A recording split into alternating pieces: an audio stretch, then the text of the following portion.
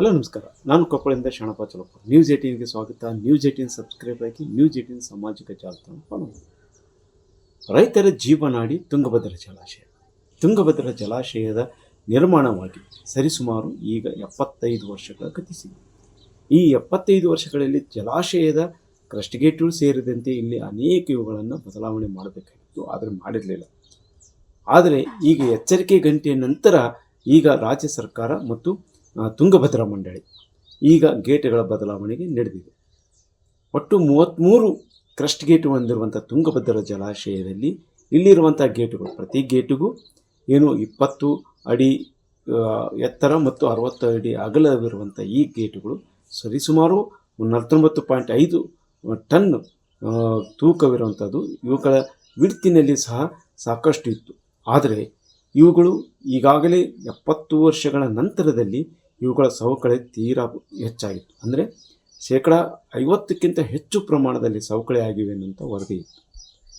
ಇದೇ ಕಾರಣಕ್ಕಾಗಿ 2024 ಆಗಸ್ಟ್ 10ರಂದು ತುಂಗಭದ್ರಾ ಜಲಾಶಯದ 19ನೇ ಗೇಟ್ ಕಿತ್ತಿ ಹೋಯಿತು. ಕಿತ್ತಿ ಹೋದ ನಂತರ ಇವುಗಳನ್ನು ಆ ತಕ್ಷಣಕ್ಕೆ ಬದಲಾವಣೆ ಮಾಡಿದರು. ಸ್ಟಾಫ್ ಲಾಕನ್ನು ಅವರು ನಿಲ್ಲಿಸಿದರು. ಆದರೆ ಆ ಗೇಟ್ಗಳನ್ನು ಬದಲಾವಣೆ ಮಾಡಲೇಬೇಕು ಅನ್ನೋಂಥ ಒತ್ತಾಯ ಇತ್ತು ಮತ್ತು ತಜ್ಞರ ವರದಿ ನೀಡಿತು. ಆ ವರದಿ ಆಧಾರದಲ್ಲಿ ಈಗ 2024ರಿಂದ 2025ಕ್ಕೆ ಈ ಗೇಟ್ಗಳ ಅಳವಡಿಕೆ ಆರಂಭವಾಯಿತು. ಒಟ್ಟು 33 ಗೇಟ್ಗಳನ್ನು ಬದಲಾವಣೆಗೆ ಸಿದ್ಧತೆ ಮಾಡಿಕೊಂಡು ಒಟ್ಟು 51 ಕೋಟಿ ರೂಪಾಯಿಯಲ್ಲಿ ಈಗ ಆ ಗೇಟ್ಗಳ ಅಳವಡಿಕೆ ಸಂಪೂರ್ಣವಾಗಿ ಮುಗಿದಿದೆ. ಗೇಟ್ಗಳ ಅಳವಡಿಕೆ ಜೊತೆಗೆ ಇಲ್ಲಿರುವಂಥ ಚೈನುಗಳು ಸಹ ಸವಕಳಿಯಾಗಿವೆ. ಈ ಚೈನುಗಳ ಬದಲಾವಣೆ ಮಾಡಬೇಕು ಅನ್ನುವಂಥ ಕಾರಣಕ್ಕಾಗಿ 9 ಕೋಟಿ ರೂಪಾಯಿಯನ್ನು ಒಂದು ಸರ್ಕಾರ, ಇಲ್ಲಿ ಆಂಧ್ರ, ಕರ್ನಾಟಕ ಮತ್ತು ತೆಲಂಗಾಣದ 3 ರಾಜ್ಯಗಳ ಮಧ್ಯದಲ್ಲೇ ಈ ಯೋಜನೆ ಇರಬೇಕು. ಇದರಲ್ಲಿ 65% ಕರ್ನಾಟಕದ ಪಾಲಾದರೆ 35% ಆಂಧ್ರ ಮತ್ತು ತೆಲಂಗಾಣದವರು ಬಳಸಬೇಕು. ಈ ನಿಟ್ಟಿನಲ್ಲಿ ಈಗಾಗಲೇ ಯೋಜನೆ ಸಿದ್ಧವಾಗಿದೆ.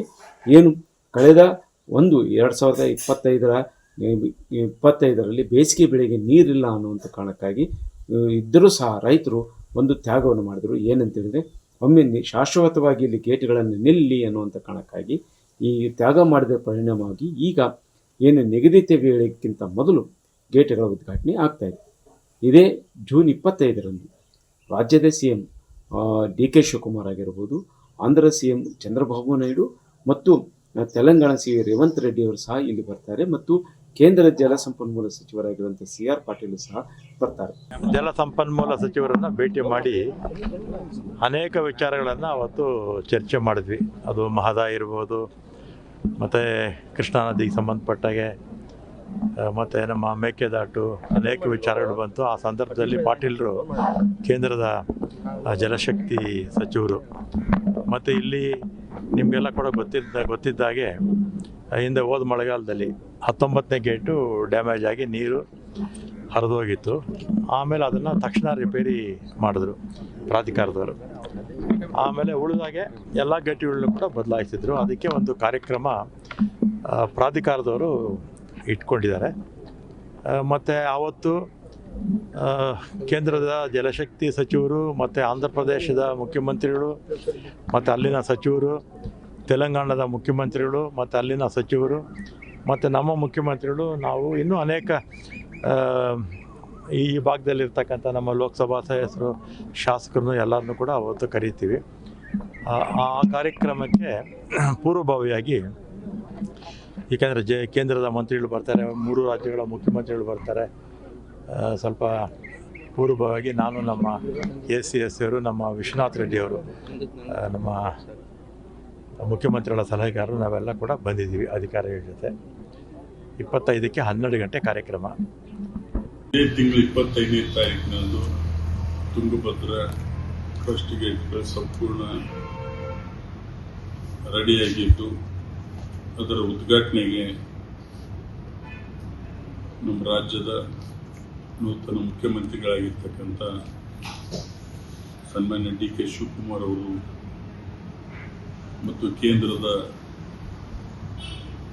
ನೀರಾವರಿ ಸಚಿವರಾಗಿರ್ತಕ್ಕಂಥ CR ಪಾಟೀಲ್ ಅವರು ಮತ್ತು ಆಂಧ್ರ ಮತ್ತು ತೆಲಂಗಾಣ ಮುಖ್ಯಮಂತ್ರಿಗಳು 4 ಜನ ಇವತ್ತು 25ನೇ ತಾರೀಕಿನಿಂದ ಬಂದು ಫಸ್ಟ್ ಗೇಟನ್ನು ಓಪನಿಂಗ್ ಮಾಡಿ ಕಾರ್ಯಕ್ರಮವನ್ನು ನಿರ್ವಹಿಸ್ತಾ ಇದ್ದಾರೆ. ಆ ಒಂದು ಕಾರ್ಯಕ್ರಮಕ್ಕೆ ಕೊಪ್ಪಳ, ರಾಯಚೂರು, ಬಳ್ಳಾರಿ, ವಿಜಯನಗರ ಜಿಲ್ಲೆಯ ಎಲ್ಲ ರೈತ ಬಾಂಧವರು ಭಾಗವಹಿಸಬೇಕಂತ ಹೇಳಿ, ಯಾಕಂದರೆ ತುಂಗಭದ್ರಾ ಈ ನಾಡಿನ ಈ ಭಾಗದ ನೀರಾವರಿಗೆ ಒಂದು ದೊಡ್ಡ ಡ್ಯಾಮ್ ಆಗಿರೋದ್ರಿಂದ ತುಂಗಭದ್ರಾ ಈಗಾಗಲೇ ಅವರಿಗೂ ಕೂಡ ಮಾನ್ಯ ಮುಖ್ಯಮಂತ್ರಿಗಳ ಜೊತೆ ಚರ್ಚೆ ಮಾಡಿ ಮುಂದೆ ತುಂಗಭದ್ರಾ ಡ್ಯಾಮನ್ನು ನೀರನ್ನು ಹೆಚ್ಚುವರಿ ಬಳಕೆಗೆ ನಿಲ್ಲಿಸಲಿಕ್ಕೆ ಏನೇನು ಕ್ರಮ ವಹಿಸಬೇಕಂತೇಳಿ ಕೂಡ ಚರ್ಚೆಯನ್ನು ನಾವು ಈ 4 ಜಿಲ್ಲೆಯ ಮುಖಂಡರು ಮಾಡಿದ್ವಿ.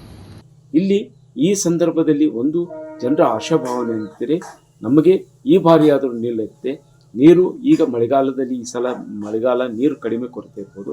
6 ಬರುವ ದಿನಗಳ ಮಳೆ ಬಂದರೆ ಜಲಾಶಯದ ನೀರು ನಿಲ್ಲುತ್ತೆ. ಈ ಗೇಟ್ಗಳ ಅಳವಡಿಕೆ ಏನು ಆತಂಕ ಇತ್ತು, ಇದು ದೂರವಾಗಿದೆ ಅನ್ನುವಂಥ ಮಾತನ್ನು ಹೇಳ್ತಾರೆ. ಇದನ್ನು ಈಗ ಏನು ಒಂದು ಹೊಸ ಭಾವನೆ ಹುಟ್ಟುಕೊಂಡಿದೆ. ಇಲ್ಲಿ ಗೇಟ್ಗಳ ಮತ್ತು ಚೈನ್ಗಳ ಅಳವಡಿಕೆ ಜೊತೆಗೆ ಇನ್ನಷ್ಟು ಏನು ಅಭಿವೃದ್ಧಿ ಏನು ಹಳೆಯ ಯಂತ್ರಗಳಿವೆ ಅವುಗಳನ್ನು ಸಹ ಬದಲಾಯಿಸಬೇಕು ಮತ್ತು ಇವುಗಳ ಏನು ತಡೆಗೋಡೆಯನ್ನು ಸಹ ಅಲ್ಲಲ್ಲಿ ಏನಾದರೂ ಸಮಸ್ಯೆಗಳಿದ್ದರೆ ಅವುಗಳನ್ನು ಆಧುನೀಕರಣಿಸಿಕೊಳ್ಳಬೇಕನ್ನುವಂಥ ನಿಟ್ಟಿನಲ್ಲಿ ಈ ಪ್ರಯತ್ನ ನಡೀತಾ ಇದೆ. ಅದ್ರ ಜೊತೆಗೆ ಇದೇ ಪ್ರಥಮ ಬಾರಿಗೆ ಏನು 3 ರಾಜ್ಯಗಳ ಮುಖ್ಯಮಂತ್ರಿಗಳು ಸಹ ಆಹ್ವಾನಿಸಿದ್ದು ಒಂದು ಕಡೆ ಸೇರ್ತಾರ ಅನ್ನುವಂಥದ್ದೇ. ಸೇರಿದರೆ ತುಂಗಭದ್ರಾ ಜಲಾಶಯದ ಮತ್ತಷ್ಟು ಏನೆಲ್ಲ ನೀರಿನ ಹಂಚಿಕೆ ಆಗಿರ್ಬೋದು ಮತ್ತು ಅವುಗಳ ಎಲ್ಲವುಗಳು ಸಹ ಚರ್ಚೆ ಆಗುವ ಏನು ಹೂಳು ಮತ್ತು ಇಲ್ಲಿರುವಂಥ ಪರ್ಯಾಯ ಮಾರ್ಗಗಳ ಕುರಿತು ಚರ್ಚೆ ಆಗುತ್ತಾ ಅನ್ನೋದನ್ನು ಕಾದು ನೋಡಬೇಕಾಗಿದೆ. ಶರಣಪ್ಪ ಬಾಚಲಪುರ್, ನ್ಯೂಸ್ 18 ಕೊಪ್ಪಳ. ನಿರ್ಭೀತ, ನಿಷ್ಪಕ್ಷಪಾತ, ವಿಶ್ವಾಸಾರ್ಹ ಸುದ್ದಿಗಳಿಗೆ ಮತ್ತೊಂದು ಹೆಸರಾಗಿರುವ ನ್ಯೂಸ್ 18 ಕನ್ನಡ ಈಗ ಆಪ್ನಲ್ಲೂ ಲಭ್ಯವಿದೆ. ದಯವಿಟ್ಟು ಇಲ್ಲಿರುವ QR ಕೋಡ್ ಸ್ಕ್ಯಾನ್ ಮಾಡಿಕೊಂಡು ಆಪ್ ಡೌನ್ಲೋಡ್ ಮಾಡೋದಕ್ಕೆ ಮರಿಬೇಡಿ. ನಿಮ್ಮ ಬೆಂಬಲ ಹೀಗೆ ಸದಾ ನಮ್ಮೊಂದಿಗಿರಲಿ. ಧನ್ಯವಾದ.